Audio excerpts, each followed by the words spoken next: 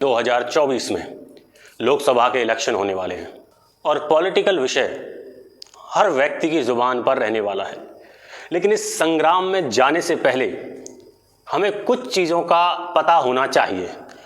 अगर ये चीज़ें आपको पता होंगी तो आपकी डिसीजन मेकिंग बेटर होगी, ये मेरी गारंटी है। हाँ, आप लोगों को शिक्षित भी कर सकते हो, इससे आपका और मेरा, हम सब का ही भला होने वाला है, क्योंकि देश हम सब का है। मोदी वर्सेस मल्लिकार्जुन खड़गे, Modi versus Nitish Kumar, Modi versus Mamata Banerjee, Modi versus Kejriwal, Modi versus all parties, या कहीं तो Modi versus fake India team. तो ऐसा भी एक कैंपेन चलने वाला है। मोदी वर्सेस ये स्टेट लीडर होने चाहिए जो अपने स्टेट में बहुत ही एक्स्ट्रा ऑर्डिनरी कुछ नहीं कर पाए, जिनकी अचीवमेंट जस्ट एक कास्ट बेस्ड, फ्रीवीज बेस्ड या ऐसी पॉलिटिक्स है जो लोगों को रिझाने वाली है। क्या हमें मोदी वर्सेस बाइडेन देखना चाहिए, या मोदी वर्सेस ट्रंप कंपैरिजन करना चाहिए, या मोदी वर्सेस मैक्रोन का कंपैरिजन करना चाहिए, या मोदी वर्सेस शी जिनपिंग का कंपैरिजन करना चाहिए, या फिर मोदी वर्सेस ये स्टेट लीडर्स के साथ कंपैरिजन होना चाहिए?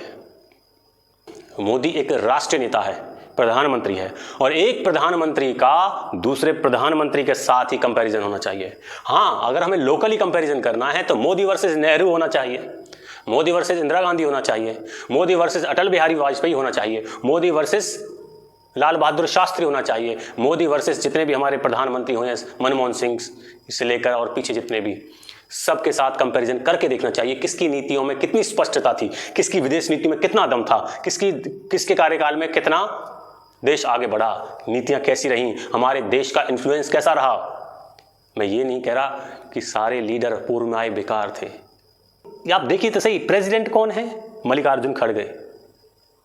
जिस व्यक्ति को एक पार्टी प्रेसिडेंट के रूप में नहीं रख सकती, जो फेल हो गया, हजारों बार फेल हो गया, हर इलेक्शन जिसमें गया वही हरवा दिया, कांग्रेस पार्टी की लुटिया दुबा दी, जो एक पार्टी को नहीं उठा सकता उसे हम देश की जिम्मेदारी दे दें? दूसरे राष्ट्रों के कंपैरिजन में हमारा देश मोदी के कार्यकाल में नीचे गया है या ऊपर गया है? भारत की इमेज गिरी है या उठी है? हमें यह देखना पड़ेगा। हमें राष्ट्रों से कंपैरिजन करना पड़ेगा। सेब का सेब के साथ कंपैरिजन करना पड़ेगा, सेब का आलू के साथ नहीं। ये कैसा कंपैरिजन है? ये तो निरी मूर्खता है, लेकिन हो यही रहा है। दूसरे राष्ट्रों की कंपैरिजन में हमारी नीति कैसी है कि हमारे देश में बिजनेस बढ़ रहा है या घट रहा है? हमारा एक्सपोर्ट दूसरे राष्ट्रों की कंपैरिजन में बढ़ रहा है या घट रहा है? हमारे यहाँ इंडस्ट्री आ रही है या जा रही है? हमारे यहाँ रिसर्च, इनोवेशन, टेक्नोलॉजी बढ़ रही है या घट रही है? इन मुद्दों पर अगर हम अपने आप से या लोगों से क्वेश्चन करेंगे तो जवाब हमें स्पष्ट मिल जाएगा। और हां, इस बात से मैं 1000% एग्री हूं कि मोदी कुछ नहीं करता। मैं सहमत हूं इस बात से, क्योंकि मोदी करता नहीं है, वो करवाता है। यूपीआई मोदी ने बैठकर डिजिटाइज नहीं किया है इंडिया को, यूपीआई मोदी ने जाके कोडिंग नहीं की है। उसे पता है कि इस देश में क्या पोटेंशियल कहां पर है, उन लोगों को सही काम पर लगाना, सरकारी डिपार्टमेंट्स को कैसे डिजिटाइज किया जाए, कैसे लोगों को बाहर की प्राइवेट जो हमारी ताकत है उसको सरकार में लाया जाए, और सरकार की ताकत को कैसे लोगों तक पहुंचाया जाए, उसे ये आता है। रेगिस्तानी ज़मीन को सोना उगलने वाली ज़मीन कैसे बनाया जाए, ये उसे आता है। उसने पहले भी किया और वो अब भी कर रहा है। वो करता नहीं है, वो करवाता है, उसे यही आता है। और एक लीडर का काम भी यही है, दृष्टि देना, विजन देना। उसने दिया है। अभी कुछ एग्जाम्पल देकर मैं आपको बताता हूं कि मोदी कैसे काम करता है। आपको पता होगा कि हमारे यहाँ पढ़ने वाले स्टूडेंट जो IIT IIM से पास आउट होते थे, वो विदेश चले जाते थे बड़ी बड़ी कंपनियों के बड़े बड़े पैकेजों पर।